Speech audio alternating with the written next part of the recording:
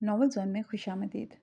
پچھلی قسط میں روشنی مرتے مرتے بال بال بچ گئی، لیکن آج کی اس قسط میں جو کہ آج ہوگی ناول عشق عالم کی آخری قسط، اس میں دیکھنا یہ ہے کہ کیا کایا ابھی بھی کوئی اپنی چال چلے گا یا پھر ان دونوں کو زندہ چھوڑ کر ملک سے باہر بھاگ جائے گا، یا پھر اس کا انجام کیا ہونے والا ہے اور وکٹر کس طرح سے کایا سے اپنا بدلہ لے گا، کچھ کر بھی پائے گا یا نہیں۔ بہرحال بڑھتے ہیں اپنے ناول کی اگلی قسط کی جانب اور دیکھتے ہیں آج کی یہ قسط ہمیں کیا نیا ٹوسٹ دینے جا رہی ہے اور اس ناول کا اختتام کیسا ہونے جا رہا ہے۔ شروع کرتے ہیں۔ وکٹر روشنی پر تھوڑا جھکا ہی تھا اور روشنی کے ہونٹوں کے پاس آیا ہی تھا کہ ساتھ ہی کمرے کا دروازہ کھلا۔ کمرے کا دروازہ کھلتے ہی وکٹر فوراً پیچھے ہو گیا۔ او آئی ایم سوری، ہم غلط ٹائم پر آ گئے۔ اندر آتے ہی ریحان اور شیزا نے ایک دم رک گئے۔ نہیں نہیں، ایسی کوئی بات نہیں، بتاؤ کیسے آنا ہوا۔ وکٹر نے خود کو سنبھالتے ہوئے وہ بیڈ سے اٹھ گیا۔ روشنی کے تو شرم سے گال سرخ ہو رہے تھے۔ اچھا تم کہتے ہو تو مان لیتے ہیں، میں تو روشنی کو دیکھنے آئی تھی آج۔ روشنی نے ہاسپٹل سے ڈسچارج ہو جانا ہے تو ہم لینے آئے ہیں۔ یہ کہتے ہوئے شیزا روشنی کی طرف بڑھ گئی۔ شیزا نے وکٹر کو اشارے سے باہر آنے کو کہا۔ وکٹر روشنی کو شیزا کے پاس چھوڑ کر باہر آ گیا۔ تھوڑی دیر بعد وکٹر اندر آیا۔ شیزا تم نے روشنی کو ابھی تک تیار نہیں کیا، ہم بس ہوٹل جا رہے ہیں، وکٹر نے آتے ہی کہا۔ کیا مطلب؟ ہم تو شام کو جانے والے تھے۔ شیزا یہ سن کر یکدم کھڑی ہو گئی۔ نہیں، ہم ابھی جا رہے ہیں، ڈاکٹر نے کہا ہے کہ روشنی اب ٹھیک ہے، یہ گھر پر بھی آرام کر سکتی ہے، اسے بس آرام کی ضرورت ہے۔ وکٹر نے روشنی کے چہرے کی طرف دیکھا۔ روشنی کے چہرے پر صاف پتہ چل رہا تھا کہ وہ وکٹر کی بات کا مقصد سمجھ چکی ہے۔ ہاں تو ٹھیک ہے تو کہا ڈاکٹر نے، میں بھی تھک گئی ہوں ہاسپٹل میں رہ کر، اب گھر جانا ہے۔ روشنی یہ بات کرتے ہوئے وکٹر کی طرف آنکھوں سے مسکرا دی۔ تھوڑی دیر بعد ہی سب روشنی کو لے کر وکٹر کے ہوٹل میں موجود تھے۔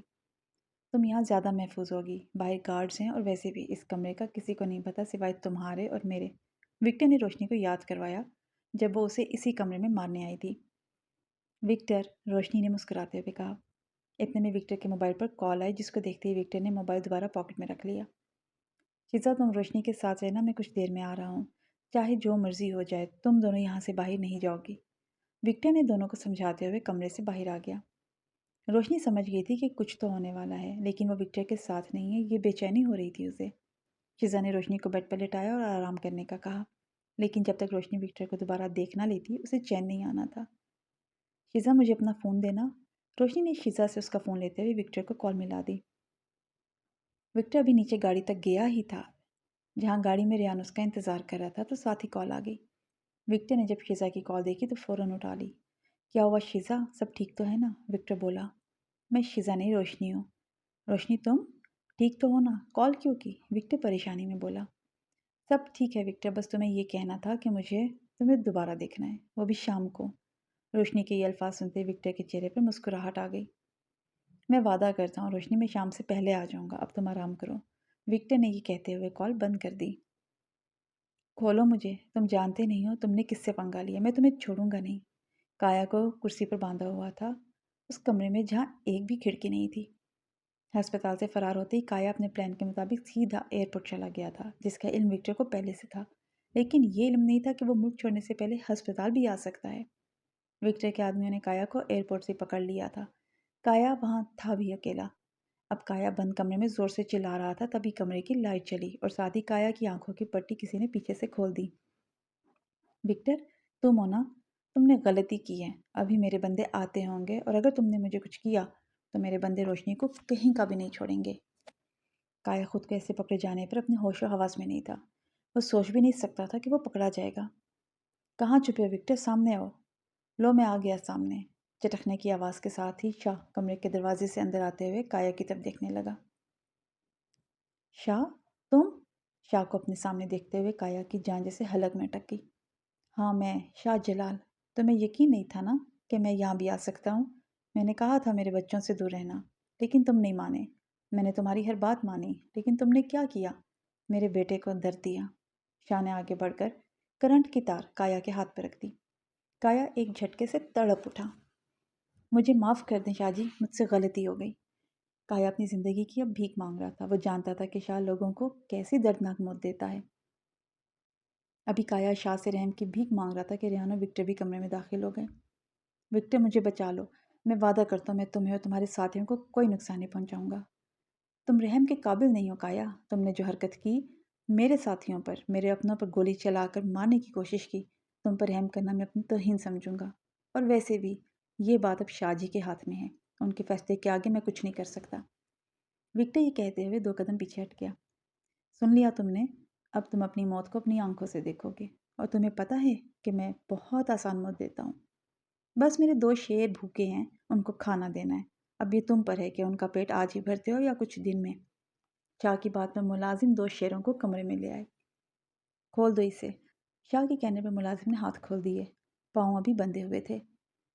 شاہ رک جائیں، مجھے معاف کر دیں۔ کایا زور زور سے چیخ کر رحم کی بھیک مانگ رہا تھا، لیکن دیر ہو چکی تھی۔ شاہ، وکٹر اور ریان کمرے سے باہر نکل گئے۔ اب اندر صرف کایا اور 2 شیر رہ گئے تھے۔ کایا کی چیخوں کی آواز پورے کمرے میں گونج رہی تھی۔ بھوکے کے آگے کھانا رکھ دیا جائے تو خود کو کوئی نہیں روک سکتا، چاہے وہ انسان ہو یا جانور۔ کایا کا خون کمرے کے دروازے کے نیچے سے باہر بہہ رہا تھا، اور اس کی آواز بھی اب کہیں دب گئی تھی۔ میں نے رحم ہی تو کیا ہے کایا پر۔ یہ کہتے ہوئے شاہ گاڑی میں سوار ہو گئے۔ روشنی بیڈ سے اٹھ کے کھڑکی سے باہر دیکھ رہی تھی۔ سورج آہستہ آہستہ ڈھل رہا تھا، شام کے سائے بڑھ رہے تھے، اور روشنی کی نظریں باہر رستے پر جمی تھیں۔ دروازہ کھولا، وکٹر اندر داخل ہوا۔ وکٹر کو دیکھتے ہی روشنی بھاگ کر اس سے لپٹ گئی۔ مجھے یقین تھا تم ضرور آؤ گے، میرا دل کہہ رہا تھا۔ روشنی نے وکٹر کو باہوں میں سمیٹ لیا۔ اسے ہوش نہیں تھا کہ اس کے پیچھے شاہ اور ریان کھڑے ہیں۔ روشنی، وکٹر نے آہستہ سے کہا۔ روشنی نے اسے دیکھا۔ وکٹر نے آنکھوں کے اشارے سے بتایا کہ پیچھے کوئی اور بھی ہے۔ روشنی آہستہ سے سائڈ پر ہوئی تو شاہ اور ریان کو دیکھا۔ ارے شاہ جی آپ، شیزا پیچھے سے آتے ہوئے بولی، اور روشنی کی شرمندگی بچا لی۔ ہاں میں، کافی عرصہ ہو گیا تم لوگوں سے ملے، سوچا ملاؤں۔ شاہ کرسی پر بیٹھ گئے۔ کمرے میں خاموشی چھا گئی۔ روشنی، یہ، وکٹر نے بولنے کی کوشش کی مگر شاہ آگے بڑھ گئے۔ یہ میرا بیٹا وکٹر ہے، نالائق ہے لیکن سمجھدار ہے، اور میں ان دونوں کا باپ ہوں۔ وکٹر اور شیزا ایک دوسرے کا منہ دیکھنے لگ گئے۔ انہیں اندازہ نہیں تھا کہ شاہ کی بات میں کیا راز چھپا ہے۔ روشنی کے چہرے پہ مسکراہٹ آ گئی جب اسے پتہ چلا کہ یہ بزرگ وکٹر اور شیزا کے والد ہیں۔ روشنی نے آگے بڑھ کر شاہ کو سلام کیا۔ شاہ نے اس کے سر پر ہاتھ پھیرا اور مسکراتے ہوئے وکٹر کی طرف دیکھا۔ تم ہی اسے ٹھیک کر سکتی ہو، اچھی لگی تمہاری پسند۔ روشنی نے گردن موڑ کر وکٹر کی طرف دیکھا۔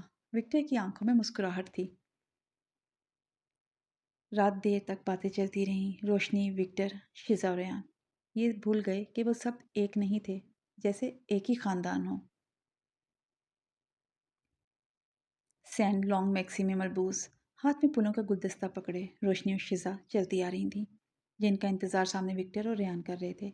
سامنے سے وہ دونوں کسی پری کی طرح لگ رہی تھیں۔ شاہ خوشی سے وکٹر اور شیزا دونوں کو دیکھ رہے تھے۔